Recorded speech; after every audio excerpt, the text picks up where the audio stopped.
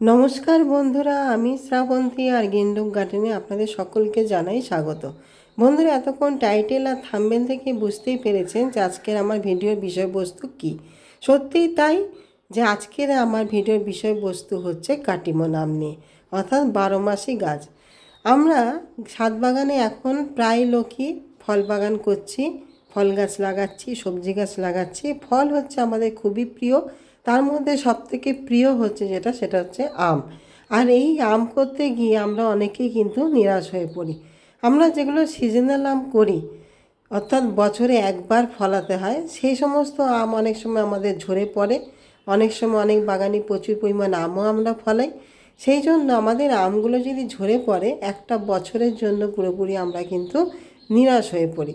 কিন্তু আমরা ছাদ বাগানে যদি কিছু 12 মাসি গাছ যদি রাখতে পারি, বিশেষ করে কাটিমন গাছ, তবে তার কথাই নেই।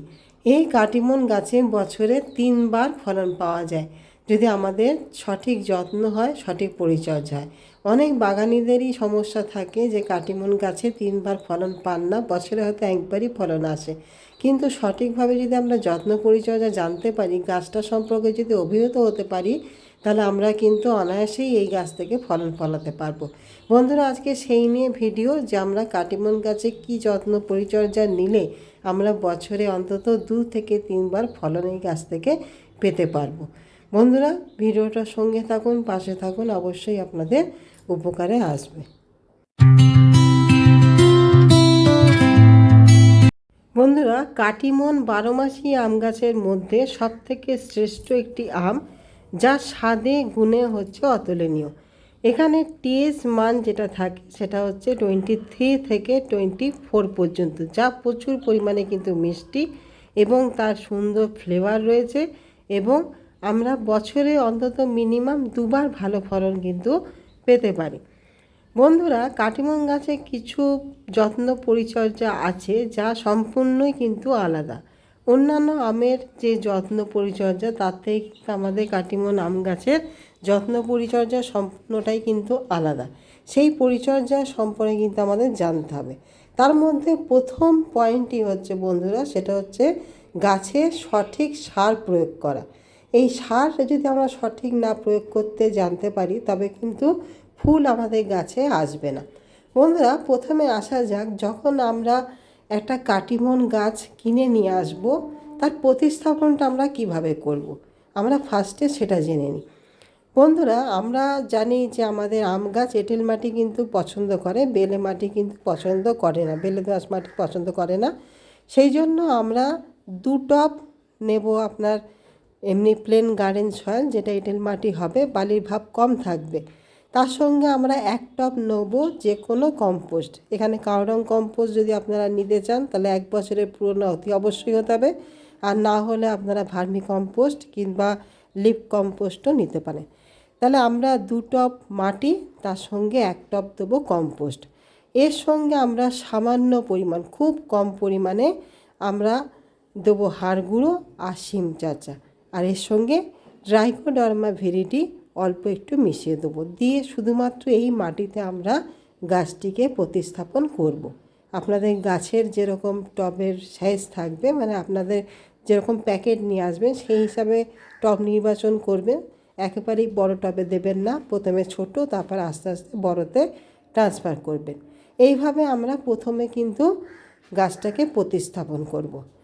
প্রতিস্থাপন করার পরে 1 থেকে 1.5 মাস পর আমরা গাছে খাবার প্রয়োগ করব। আমাদের প্রথম অবস্থায় কিন্তু গাছে ফল নিলে চলবে না। মুকুল আসলে সেই মুকুল আমাদের কিন্তু ভেঙে ফেলে দিতে হবে। কেননা ছোট অবস্থায় যদি আমরা গাছে ফল নিই, গাছের হেলথ কিন্তু নষ্ট হবে এবং পরবর্তী সময় গিয়ে আমরা সেই গাছে কিন্তু ভালো ফল পাবো না। সেই জন্য আমাদের গাছটাকে বাড়িয়ে নিতে হবে, ঝোপালো করে তুলতে হবে। তাই ইমিউনিটি পাওয়ারকে তৈরি করে নিতে হবে ফলদান করার জন্য। এটা গেল আমাদের প্রথম স্টেপ। দ্বিতীয় স্টেপ হচ্ছে, যখন আমাদের গাছটা মোটামুটি একটা জায়গায় তৈরি হয়ে যাবে, ম্যাচুরিটি লাভ করবে, তখন আমরা সেখান থেকে ফল নেওয়ার জন্য গাছটাকে রেডি করে নেওয়ার পরে ফল নেব। আমরা তখন, যেহেতু আমাদের 12 মাসি গাছ, সারা বছরই কম বেশি ফল দেবে, সেই জন্য আমাদেরকে এখানে নাইট্রোজেনযুক্ত সার কিন্তু কম প্রয়োগ করতে হবে। আমরা যদি নাইট্রোজেনযুক্ত সার বেশি বেশি করে দিয়ে ফেলি তাহলে কিন্তু গাছের বৃদ্ধি হবে, পাতা আসবে, ফুল আসবে না। সেই জন্য আমাদের এই জিনিসটাকে মাথায় রেখে নাইট্রোজেনের মাত্রা কম, পটাশিয়াম আর ফসফরাসের মাত্রা কিন্তু বেশি দিতে হবে, কারণ আমাদের গাছে ফল আনতে হবে। সেই জন্য আমরা ফসফরাস এবং পটাশিয়ামযুক্ত খাবার গাছে কিন্তু বেশি দেবো। আর এটা কিন্তু আমাদের বছরে 3বার দিলে চলবে না। আমরা যেরকম আমাদের সিজনাল গাছে বছরে 3বার খাবার প্রয়োগ করে থাকি, এখানে কিন্তু আমাদের প্রত্যেক 1 থেকে 1.5 মাস অন্তর গাছে কিন্তু মিক্স জৈব খাবার প্রয়োগ করতে হবে। আর সেই খাবারের মধ্যে নাইট্রোজেন কম থাকবে, ফসফরাস আর পটাশিয়ামের মাত্রা কিন্তু বেশি থাকবে। তাহলে কিন্তু আমাদের গাছ যেন সুস্থ হেলদি হবে, পাশাপাশি প্রচুর পরিমাণে কিন্তু ফুলও আসতে থাকবে।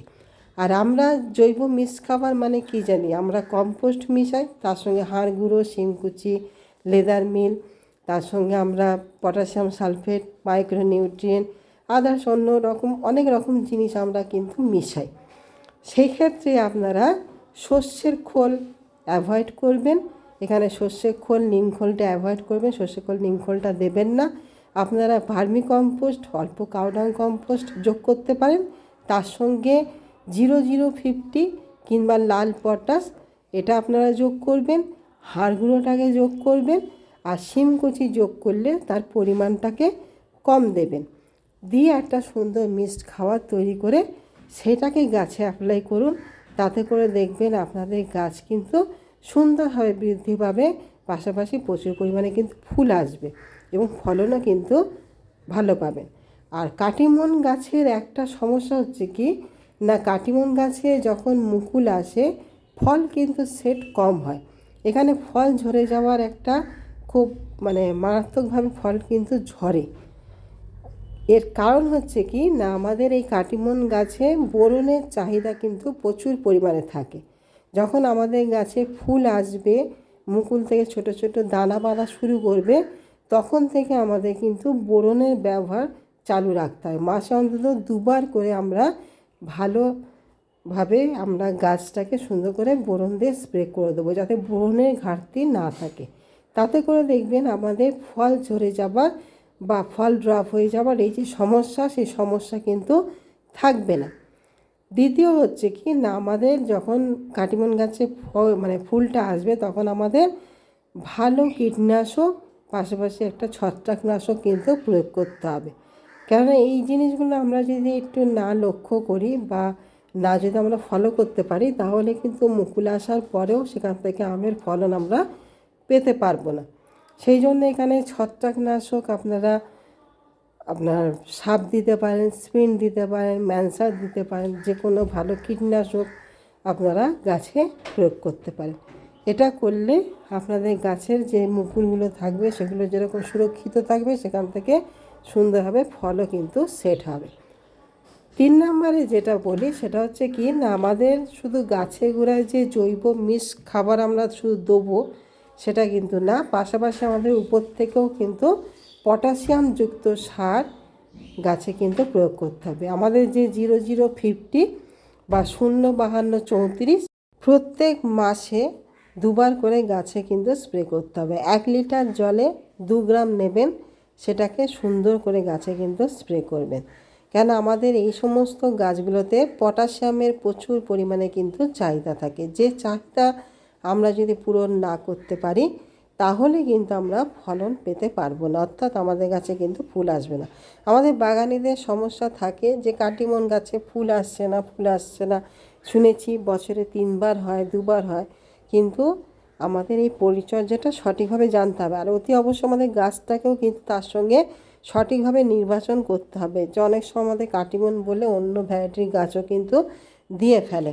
সেই জন্য অবশ্যই একটা বিশ্বস্ত নার্সারি থেকে জেনে বুঝে গাছ কিনবেন, যেন অরিজিনাল ভ্যারাইটি যেন হয়।